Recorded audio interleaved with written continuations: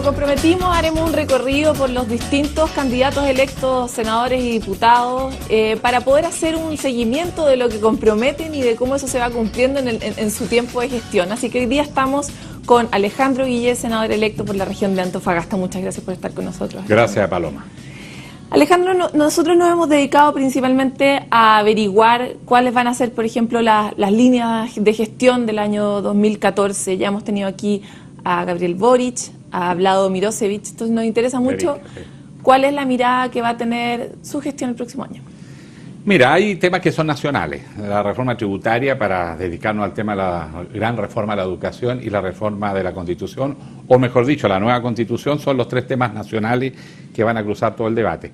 Pero las regiones tienen urgencias nuevas, se van a hacer parte de la agenda, lo que no ocurrió hasta ahora, salvo casos muy puntuales y bajo situaciones de conflicto en momentos muy particulares.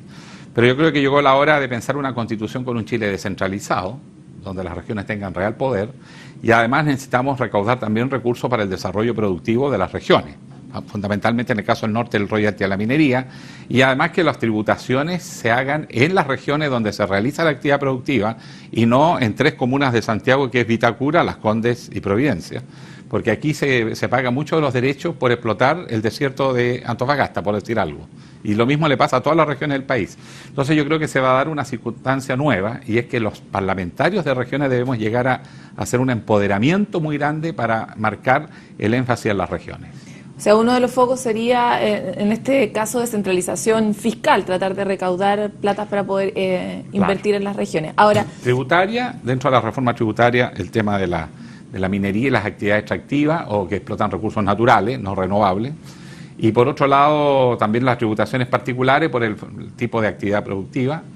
Y te agregaría, bueno, hay otras cosas más que también son urgentes. Las reformas laborales en el norte tienen una importancia mayor que en otras partes, porque las desigualdades entre trabajadores y grandes empresas multinacionales, o entre la pequeña y mediana empresa y las grandes empresas transnacionales, requieren un equilibrio de la cancha. Esa es otra línea de trabajo muy fuerte que tenemos que impulsar. En esto que insinuó respecto de las asociaciones con otros con otros senadores regionalistas, ¿ha habido algún avance de conversaciones? Porque a nivel de los diputados, por lo menos, por ejemplo, Gabriel Boric y Vlado han tenido conversaciones para generar algún nivel de peso al interior. Sí, al comienzo parecía que esto se iba a ordenar más o menos en función de los partidos existentes y que los independientes íbamos a tener que sumarnos a alguno de ellos. Entonces uno miraba el equilibrio, cómo repartir las fuerzas de manera no desequilibrar y que los partidos no empiece uno a tratar de ponerle la supremacía al otro, parecía razonable. Pero también ha ido surgiendo crecientemente espacio como para pensar en un bloque regional, sobre todo con los parlamentarios independientes, porque si tú sumas somos 5.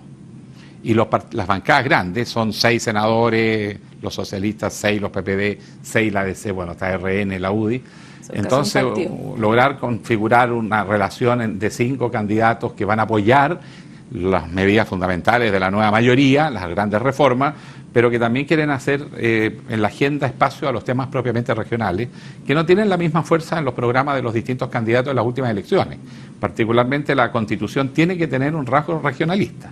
Sería la primera vez en la historia de Chile. ¿Cómo tendría que ser esa Constitución para que fuera regionalista? ¿Qué tipo de medidas debieran establecerse ahí en términos Bueno, la Constitución concretos? actual hoy día es un ahogo para las regiones, porque entre otras características es centralizada y además concentra todo el poder en el presidente de la República, de manera que los otros poderes del Estado no tienen capacidad de equilibrar el poder, y además está concentrado toda la toma de decisiones en Santiago.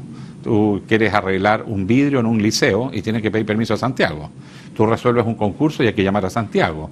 A veces pequeñas inversiones de montos pequeños, el Ceremi no tiene ninguna facultad, hay que entenderse con el ministro. Eso no resiste. Entonces nosotros necesitamos que las autoridades regionales estén empoderadas, intendentes elegidos pero con facultades, una suerte de gobernador, como pasa por ejemplo en las provincias argentinas. Intendentes elegidos directamente por los ciudadanos y que responde a la ciudadanía, y lo mismo los consejeros regionales, los que los elegimos en esta oportunidad, fueron elegidos en una tierra de nadie porque no están ni siquiera definidos cuáles van a ser sus funciones. Y además no pueden seguir administrando recursos que son menores en proporción a lo que se invierte en una región. De todas maneras. Entonces tú tienes que crear también más instancias de participación ciudadana, por ejemplo, plebiscitos que sean acotados a temas específicos, como pasa en todos los países desarrollados del mundo, donde también las regiones puedan poner sus temas en las agendas y tengan un valor jurídico, ¿no es cierto?, y no solamente testimonial. Particularmente en materia de participación ciudadana, en el caso de Boric y en el caso de Arica, de Vlado, ellos plantean que parte de su gestión va a estar muy marcada por una consulta ciudadana y que ellos van a generar sus propios mecanismos, dado que nada los obliga a tener ese tipo de mecanismos, no hay nada establecido. ¿Cuál va a ser su forma de hacer participar a la ciudadanía? Yo creo que hay que tomar lo que la realidad te enseña. Hoy día la toma de decisiones y la politización del país es alta. La diferencia está en que no todos creen en los partidos políticos, que es diferente. Entonces hay mucha gente que no participa votando, pero sí está participando en los movimientos ciudadanos. Entonces lo que hay que formar son redes. Las redes, por ejemplo, toda la gente que está interesada en determinados temas laborales, medioambientales, y a veces se cruzan, ¿no?, en temas jurídicos o en temas de minería, de sustentabilidad, etcétera, familiares. Tú formas grupos y redes y esa gente trabaja con el parlamentario y cuando tú tienes que presentar un proyecto, tú vienes, o hay alguien, el gobierno presenta un proyecto, tú vas a tu región y conversas con todos los que están interesados en ese tema y abres un debate regional sobre el proyecto de ley. Y una vez que tienes un cierto consenso y una percepción más o menos clara de cuál es la voluntad en tu región, tú levantas tu voto. ¿Su sensación es que eso ha ocurrido antes o que es una práctica perdida y que en realidad es algo que hay que retomar? Porque está enfrentando un periodo en una época completamente distinta de la que están sus compañeros. Esto es inédito porque Chile siempre ha sido un Estado centralizado, solo que la Constitución del 80 exacerba el centralismo. Pero en general todas las constituciones, ahora antes se mitigaba un poquito más, porque había un sistema representativo que era más cercano a la gente. Además, las organizaciones intermedias, como los sindicatos, las juntas de vecinos, los centros de madre, eran mucho más participativas, numerosas, más grandes, y por lo tanto había manera de canalizar la expresión ciudadana. Hoy eso se ha debilitado, entre otros porque hay persecución sindical, porque en este país se dificulta la negociación colectiva, hay muchos trabajadores que no tienen derechos laborales, es una cosa insólita, pero en el norte tenemos dificultades porque hay trabajadores que están sindicalizados, pero otros que no tienen derecho ni siquiera a sindicalizarse para poder negociar sus situaciones. Se les llama, entre comillas, por ejemplo, eventuales, pero la verdad es que ellos trabajan regularmente. Particularmente en el norte, yo reconozco que en otras partes de Chile la situación es un poco distinta, pero como la minería tiene una actividad permanente todo el año, a diferencia de las actividades agropecuarias que son cíclicas, los temporeros. Por ejemplo, claro, el temporero, en el norte no existe el temporero, no existe el trabajador ocasional, él está trabajando jornada completa. Entonces hay que modificar también las leyes, tener más tribunales laborales, no sé, hay harta pega en las regiones. Usted está en una región donde el sector minero es muy importante y ha habido en Chile un fantasma que dice que están todos muy apanicados respecto de la fuga de la inversión. ¿Cuál es su sensación después del proceso de campaña respecto de cómo se sienten los empresarios del norte sobre cómo se va a enfrentar este próximo gobierno? En teoría un Estado mucho más fuerte. Sí, yo los veo muy contentos porque están haciendo utilidades que no tienen en ninguna parte del mundo. En Chile las mineras llegan a obtener 60 y hasta 70% de utilidades, lo que significa que en 1 o 2 años de funcionamiento ya en régimen recuperan todo lo invertido para desarrollar ese emprendimiento. Eso no lo hacen en ninguna parte del mundo, así que me llamaría mucho la atención que estuvieran tristes. Yo creo que más bien al revés, aquí en Chile se la llevan bastante velada. Por eso que pensamos en un royalty. Irán a sonreír con el royalty, el punto es si de verdad van a huir. Van a seguir ganando igual y ganan mucho. Además tiene una estabilidad política que no tiene en otras partes del mundo, pero tenemos problemas serios con la minería por lo siguiente.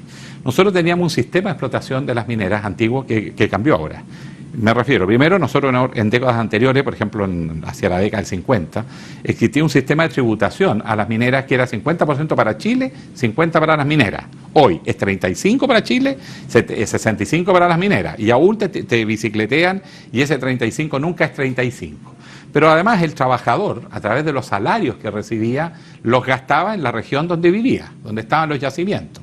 Hoy día está el 7x7, entonces los sueldos se van de la región. Entonces no solo ya no te queda la tributación, no te queda el impacto de los sueldos y salarios, y cada vez, incluso Chuquicamata, ahora en los nuevos yacimientos, que ahora por una razón de una gimnasia que tiene, tengo sospecha, el propósito de desarticular el modelo social que tuvo Chuquicamata, que era que el trabajador vivía en Chuqui y gastaba su plata en Calama, ahora es 7x7, entonces para desarticular el modelo de Chuquicamata del trabajador de planta permanente, se ha inventado que las minas de reemplazo, que es el mismo yacimiento, tienen nombres propios y giros propios, entonces aparecen como que si fueran empresas distintas. Entonces está Chuquicamata, Radomiro Tomic, Gabriela Mistral, etcétera, y se les trata como si Chuqui no fuera parte de eso mismo, y están una al lado de la otra, o sea, es la misma beta, pero dicen que Chuqui está quebrada, que Chuqui ya no da puras pérdidas, pero es puro juego contable. Como si no estuvieran conectadas. Exacto, ¿para qué?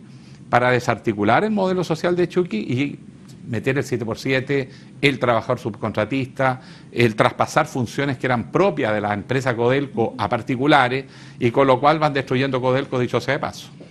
Vamos a avanzar sobre los distintos temas por los que hemos hablado de Antofagasta aquí en Panorama 15, y uno de ellos ha sido la inmigración. Hay un movimiento aparentemente fuerte o visible de rechazo a la inmigración, o al menos a la falta de políticas de inmigración claras en la región, que despiertan actitudes bastante fóbicas y que en ningún caso contribuyen al bienestar del país. ¿Cuál es su postura respecto de la inmigración? ¿Qué le dice usted a quienes representa, por un lado, que muchos de ellos no quieren más inmigrantes? ¿Y cuál debiera ser la postura de Chile en este tipo de temas? Mira, lo primero es, el norte de Chile siempre ha tenido migraciones altísimas, sobre todo en los periodos de prosperidad económica, llega mucha gente, y cuando viene en periodo de decadencia, la gente se va. De manera que no es novedoso. La diferencia quizás es que en los últimos 5 años se produjo una explosión de migración muy superior al resto del país. En Chile tenemos 2.1, entiendo, de migrantes aproximadamente, y en el norte 10%. Y no hay políticas públicas para poder atenuar el impacto social que eso genera. Segundo, tú no tienes criterio de selección del migrante. Aquí entra el que quiere. Y una vez que entra no sabes dónde están ni qué hacen, porque no hay control de ellos. Y además mucha gente entra como turista y después se queda, nunca se registra la salida. Entonces, ¿qué es lo que hay? Es un desorden completo, y eso genera, además, falta de planificación, porque no sabemos cuántos entraron, cuántos se quedaron, cuántos salieron. Mientras no ordenemos, primero, criterios claros de quiénes queremos que vengan, porque queremos que vengan extranjeros. Por ejemplo, se ha pensado en médicos, es un ejemplo. Pero además queremos que aquí estén en actividades productivas que sean beneficiosas para la comunidad, y tener controlado cualquier eminente o posible foco, por ejemplo, de delincuencia, o que ingresen grupos que vienen con propósitos de tercer orden. Y al tercero, que haya políticas públicas para que se construyan las viviendas necesarias, mejore el sistema público de atención de salud, haya infraestructura para acogerlos sin que deteriore las condiciones de vida de la población originaria nuestra. Ahora, y lo último, hay hay que controlar el mercado laboral.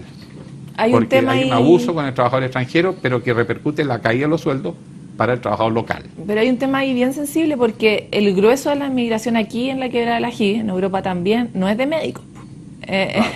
Entonces, ¿qué tipo de política pública se necesita desarrollar para poder acoger a poblaciones que efectivamente son mano de obra, que sirven para Chile en muchos sentidos, pero no necesariamente son lo que uno querría tener del extranjero? Es que hay que explicitar a quienes quieres que vengan.